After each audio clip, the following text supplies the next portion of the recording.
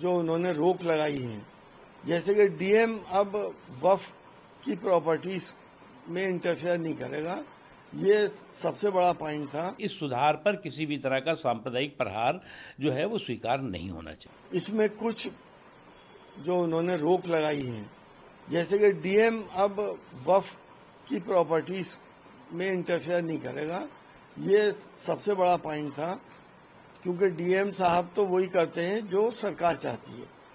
हम इस फैसले का, जहां तक डीएम साहब की बात है, स्वागत करते हैं। और बाकी चीजें कि वक्फ के अंदर नॉन मुस्लिम को उन्होंने अलाउ कर दिया है, ना तो इस्लामिक कानून नॉन मुस्लिम जानते हैं और ना ही मुसलमान हिंदू पर्सनल लॉज को जानते हैं। कल को मुसलमान भी ये कहेंगे कि साहब हमें भी मंदिरों के ट्रस्ट में रखा जाए, तो क्या सुप्रीम कोर्ट इस बात को अलाउ करेगा? क्या अलाउ करना चाहिए? तो हमारा ये मानना है कि इसमें मुस्लिम ही होने चाहिए थे। भले से महिलाएं का भी कुछ परसेंटेज होता, लेकिन नॉन मुस्लिम होने का इसके अंदर कोई औचित्य नहीं है। सुप्रीम कोर्ट ने फैसला दिया, लेकिन यह ध्यान नहीं रखा कि वक्फ की संपत्तियों पे अवैध कब्जे जिन जिन लोगों के हैं, सरकारों के हैं, उसका क्या होगा?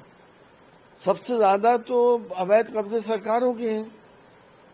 क्या सुप्रीम कोर्ट उन संपत्तियों को फ्री कराएगा सरकार से, और अवैध कब्जों से जो पब्लिक ने कर रखे हैं? क्या 2-2 रुपए 4-4 रुपए किराए वाले जो लोग रह रहे हैं वक्फ की संपत्तियों में, उनके लिए सुप्रीम कोर्ट ने कुछ सोचा? जो वक्फ के पूरे सिस्टम में सुधार का फैसला हुआ है, संसद ने पास किया है, वो शुद्ध रूप से आस्था के संरक्षण और व्यवस्था के सुधार का है।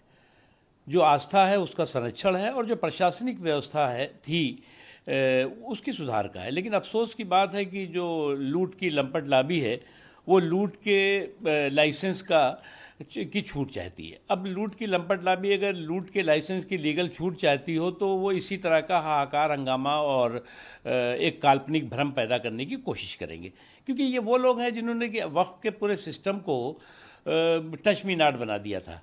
और एक जो ज़मीनी जो है वो कानून था, जो संसद का कानून था, उसको आसमानी किताब बना दिया था कि साहब इसको कोई छू ही नहीं सकता।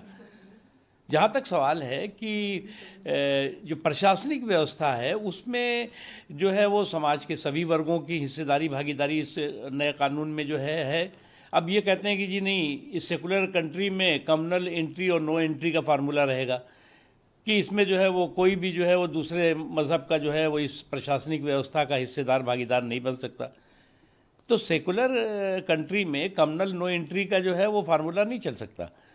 दूसरी चीज़ ये कि मैं मानता हूँ कि जो लोग इस पूरे के पूरे वक्फ के सुधार पर हाहाकार और हंगामा और हुड़दंग कर रहे हैं, वो शुद्ध रूप से ऐसी लूट की लंपट लाबी है जो लूट के लीगल लाइसेंस की छूट चाहती है, इससे ज़्यादा कुछ नहीं है। और इसलिए जो है वो जो भी कोर्ट ने इस पे फैसला किया है, सरकार ज़रूर उसको देखेगी। लेकिन मेरा मानना है कि इस सुधार पर किसी भी तरह का सांप्रदायिक प्रहार जो है वो स्वीकार नहीं होना चाहिए। माननीय सर्वोच्च न्यायालय ने जो भी निर्णय दिया है उसका अभी अध्ययन करेंगे। हमारे जो खास करके हमारे वकील हैं वहां पर जो सरकार की तरफ से, लेकिन जो भी निर्णय आया है हम उसको स्वीकार करते हैं। और सबसे बड़ी बात यह है कि पूरे जो संशोधन अधिनियम 2025 है वक्फ का, उसको पूरी तरीके से उस पर कहीं को रोक नहीं लगाई है। कुछ चीजों पर रोक की बात की है, जो चीजें उठाई थी तमाम याचिकाकर्ताओं ने, कुछ चीजों पर अभी मुझे लगता है कि जल्दीबाजी होगी कुछ कहना, लेकिन मुझे लगता है कि जो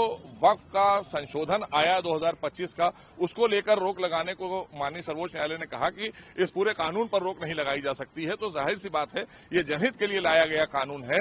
और माननीय हमारे जो गृह मंत्री हैं उन्होंने भी सदन में कहा था कि हम शरिया के मामले में कोई बात नहीं कर रहे हैं। हम वक्फ बोर्ड को लेकर, जो बोर्ड हमारा बनता है वो संवैधानिक होता है, प्रशासनिक होता है। तो बोर्ड में जो 3 सदस्य को लेकर बात उठ रही थी बार बार कि उसमें गैर मुस्लिम नहीं आ सकते, उसको लेकर साफ तौर पर माननीय सर्वोच्च न्यायालय ने कह दिया है कि 3 सदस्य जो होंगे वो आप गैर मुस्लिम रख सकते हैं, क्योंकि ये वहां पर उसको वक्फ बोर्ड को चलाने के लिए और जो सदस्य 3 होंगे वो गैर मुस्लिम लिए जा सकते हैं, तो उस पर कोई रोक नहीं लगाई है। तो मुझे लगता है कि ये निर्णय अपने आप में ये बताता है कि ये जनहित के लिए, जो लोगों को न्याय देने के लिए जो वक्फ अधिनियम 2025 माननीय मोदी सरकार लेकर आई थी, उस पर पूरी तरीके से सहमत है माननीय सर्वोच्च न्यायालय भी। और जो हमारे याचिकाकर्ता हैं, जिन्होंने भाई याचिकाएं लगाई थी, जिन्हें थोड़ा कहीं ना कहीं गलतफहमियां थी, उस गलतफहमी को भी दूर कर दिया है माननीय सर्वोच्च न्यायालय ने। सुप्रीम कोर्ट के जो आज ऑब्जर्वेशन आए हैं और पार्शियल स्टे, कुछ जो क्लॉजेज हैं वक्फ अमेंडमेंट एक्ट में जो उन्होंने डाले हैं, उसका स्वागत करते हैं।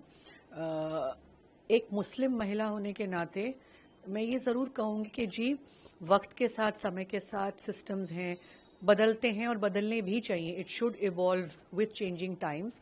पर जो एक सैंक्टिटी होती है कल्चरल और जो रिलीजियस स्ट्रक्चर की, उसको मेंटेन करना बहुत ही आवश्यक है। और आज जो रूलिंग दी है सुप्रीम कोर्ट ने, जिससे हमें पहले इस एक्ट में जो हमें मेन कुछ आपत्तियां थी, जैसे कि कलेक्टर को जो आर्बिट्री पावर्स इतने मिल रहे थे, जिससे कि हमें इस बात की फिक्र थी कि गवर्नमेंट इंटरफेरेंस ज़्यादा होगा। नॉन मुस्लिम्स की इन्वॉल्वमेंट वक्फ बोर्ड में आज एक ऑब्जर्वेशन फिर डाली है कि लिमिट होनी चाहिए, 3 लोग से ज़्यादा नहीं होने चाहिए जो नॉन मुस्लिम्स जो बोर्ड पे आए। साथ ही में जो CEO हो, इंश्योर करना चाहिए कि एक मुसलमान हो। इन सब जो क्लॉजेज हैं, इनका स्वागत करते हैं।